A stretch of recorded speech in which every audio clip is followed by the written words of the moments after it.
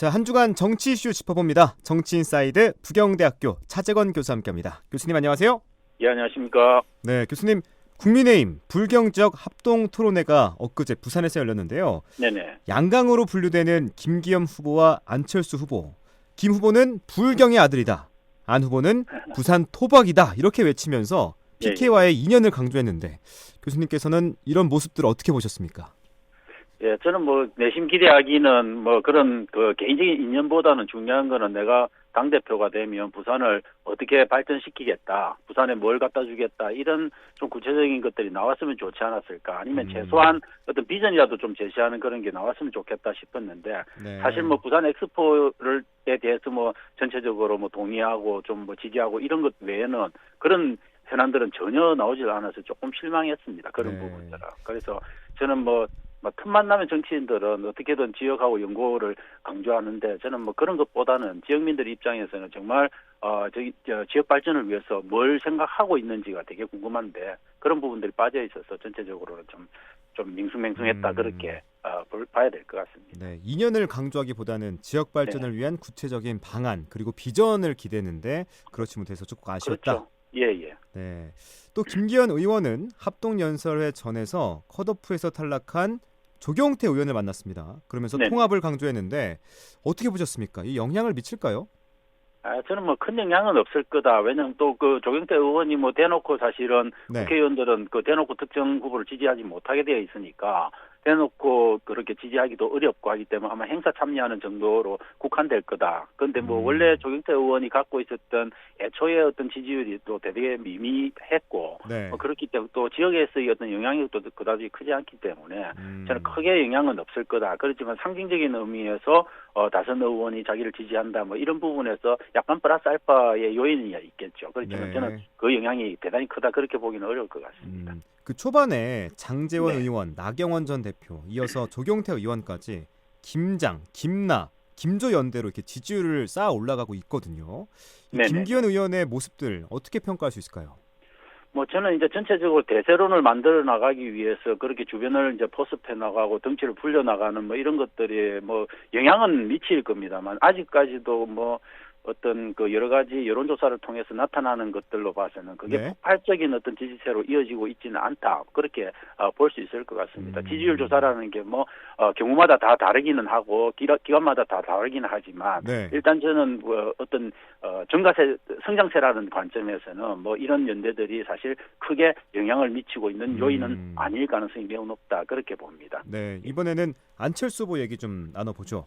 안철수 후보는 스탠스가 애매모호하다라는 지적을 받고 있는데 친윤이냐 반윤이냐 그 사이에 낀 것 같기도 하고 어떻게 보십니까, 안철수 후보? 이분이 원래 갖고 있는 성품이나 전체적인 지향성이 항상 그렇게 어중간함을 지향하고 있기 때문에 저는 그분이 원래 갖고 있었던 그런 어떤 스타일대로 나오고 있다, 그렇게 봅니다. 그리고 네. 또 자기가 좀 이렇게 치고 나가려고 하니까는 이제 또 대통령실에서 내는 메시지가 그냥 조용히 입을 다물고 있으면 큰일 없을 거다, 이렇게까지 사실 협박성에 가까운 그런 협박을 받고 있는 거거든요. 네. 그거는 제가 볼 때 나경원 의원이 압박을 받아서 이렇게 포기하게 된 거하고 거의 유사한 수준의 협박성 발언이다, 그렇게 봐야 되는 건데, 저는 그런 것들이 사실 조금 안철수 의원 개인한테는 대단히 압박 요인으로 작용할 가능성이 있고, 또 득표 전략 관점에서도 자기는 애매한 어떤 스탠스를 통해서 중도층을 끌어들이고 각 양쪽으로 갈라져 있는 틈새 속에서 뭔가를 해보겠다, 이런 전략이 있기 때문에 아마 이 스탠스를 상당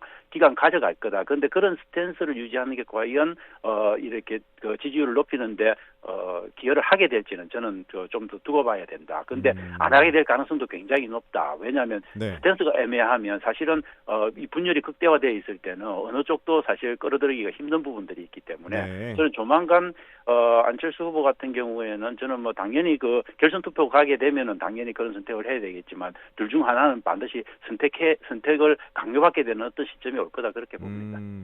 어제 저희가 천하람 후보랑 인터뷰를 했는데 네네. 지금이라도 개혁적으로 넘어오시라, 이렇게 안철수 후보에게 말했거든요.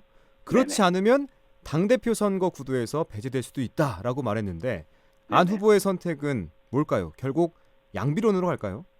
저는 결국 뭐 양비론으로 가실 가능성이 많지 않을까. 그런데 그거는 저는 이제 결선 투표가 있을지 없을지 알 수 없지만 지금으로서는 결선 투표 갈 가능성이 매우 높다라고 봤을 때 네. 결선 투표로 갔을 때 이제 저는 어떤 정치적 선택은 뭐 할 수밖에 없지 않겠냐. 그때도 양비론을 갖고 그걸 해나가기는 좀 어려울 수도 있겠다. 뭐 그런 생각은 하는데 결국은 이분이 갖고 있는 원래의 정치 스타일과 그분이 갖고 있는 성격적인 어떤 그런 부분들, 그다음에 전략적인 그 득표 전략의 어떤 관점에서 볼 때는 양비론이 상당 기간 좀 지속될 가능성이 있다 그렇게 봅니다. 네.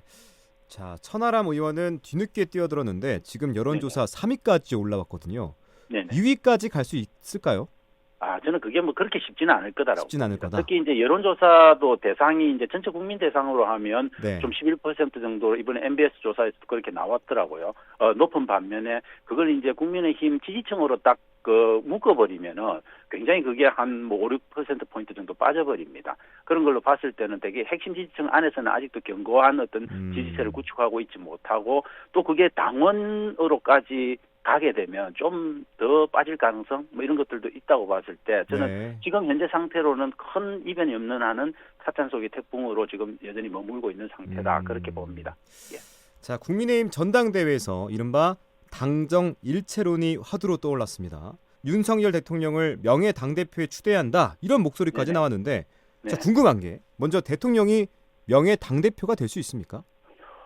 명예당대표라고 하는 직함 자체는 없으니까 아마 네. 그게 정말 되고 싶으시면은 아마 당헌 규정을 통해서 당 규정을 바꿔가지고 그런 직위를 만들어야 되겠죠. 지금 현재 명예직으로서는 제가 알기로는 상임 고문밖에 없습니다. 그런데 상임 고문은 이미 또 다른 분들도 있고 고문들이 있기 때문에 같은 반열에서 갈 수는 없지 않습니까? 네. 그렇기 때문에 현실적으로는 저는 쉽지 않다. 그런데 이런 것들을 꺼내놓는 이유는 내가 그만큼 당권 장악에 강력한 의지를 갖고 있다. 그러니까 김기현 후보를 잘 모셔라라고 하는 저는 메시지를 넣고 당원들을 압박하는 요소로는 어느 정도 작용하고 있다. 그렇게 봅니다. 그러면 친윤계는 왜 명예 당대표론까지 꺼내들었을까요? 충성심입니까?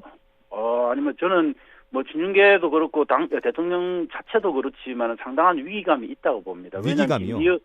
김기현 의원이 근데 김조, 김나연대 이런 것들을 만들어 나가고 있음에도 불구하고 지지율이 지금 답보 상태에 있는 거거든요. 네. 그랬을 때 만약에 됐을 때 결선 투표까지 가게 되는 상황이 되게 되면 사실 이기가 쉽지 않다 이런 위기감이 있는 거죠. 그렇게 해서 당권을 내줬을 경우에는 어떻게 될 건가? 공천권 전혀 행사하기 어려운 상황이 올 수도 있기 때문에 그런 부분에서 기본적으로 저는 대통령을 등에 업고 가는 어떤 세력으로서의 어떤 존재감 이런 것들을 만들어내려고 하는 조급함이 있는 거다 그렇게 봐야 되는 거죠. 네. 이번에는 이재명 대표 얘기로 넘어가겠습니다. 네네. 검찰이 이재명 대표에 대해 구속영장을 청구했습니다. 대표적으로 4천억대 배임 혐의와 함께 성남FC 후원금 관련 뇌물 혐의도 적용했는데 예예예. 제1야당 대표가 구속영장 청구를 받은 건 헌정사상 처음이라고요.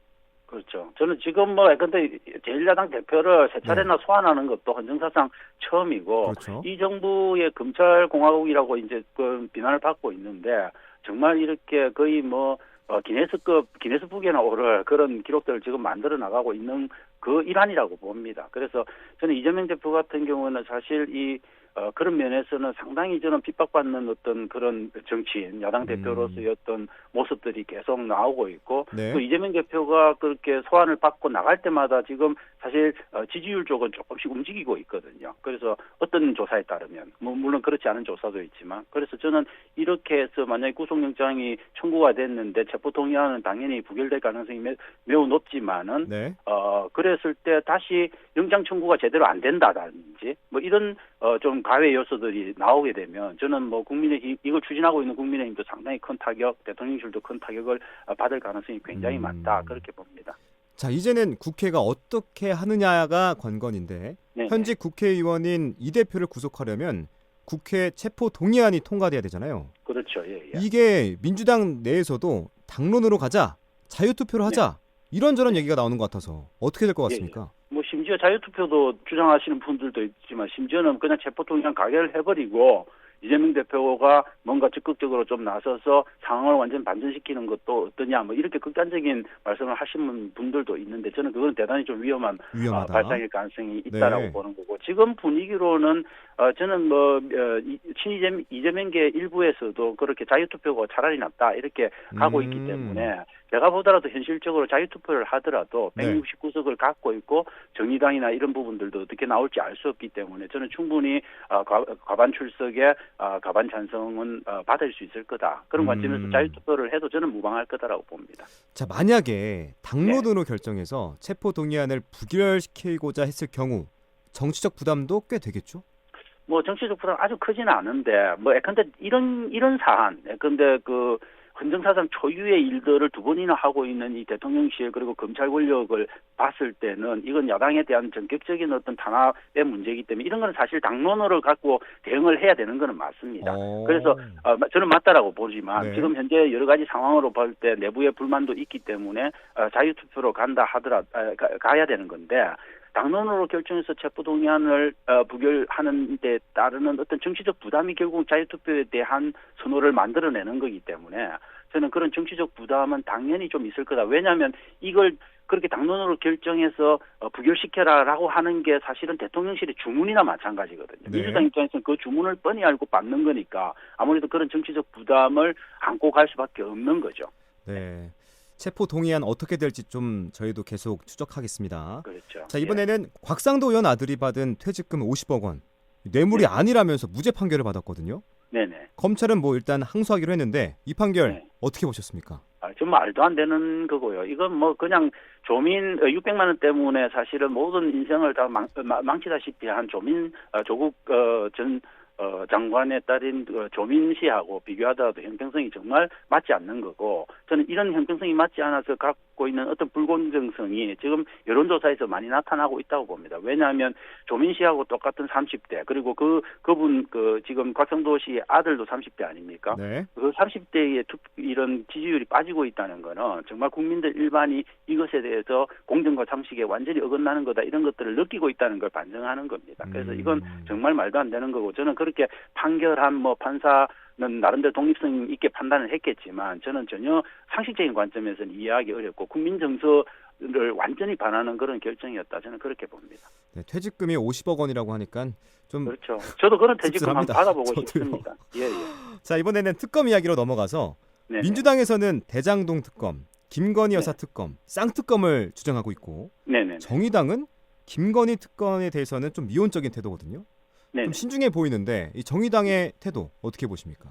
저는 정의당이 아직 결정은 한 상태가 아니라고 봅니다. 근데 김건희 특검도 그런 조금 더 여건이 성숙하고 청와대 대통령실이 어떻게 나오느냐, 국민의힘이 어떻게 나오느냐에 따라서 차후에 결정하겠다고 했기 때문에 네. 저는 결국은 김건희 특검도 정의당은 같이 가는 방향으로 갈 수밖에 없지 않을까. 그래서 결국 50억 클럽 이 사건은 대장동 사건하고 연결되어 있는 부분들이기 때문에 저는 정의당하고 민주당 사이에 충분히 접점들을 만들어낼 수 있을 거다. 그런데 정의당 내부에서 지나치게 정말 독자성 있는 결정을 해야 되겠다라고 했을 경우에는 저는 정의당은 민주당 이중대에서 저는 국민의힘 이중대로 바뀌었다라고 하는 여론의 비난을 저는 피하기는 굉장히 어려울 거다 그렇게 봅니다. 네, 접점을 만들 수 있을 거다. 여기서 마무리하면 될 것 같습니다. 네네. 자, 오늘은 여기까지 듣도록 하죠. 지금까지 부경대학교 차재건 교수와 함께했습니다. 교수님 오늘 말씀 고맙습니다. 예, 감사합니다.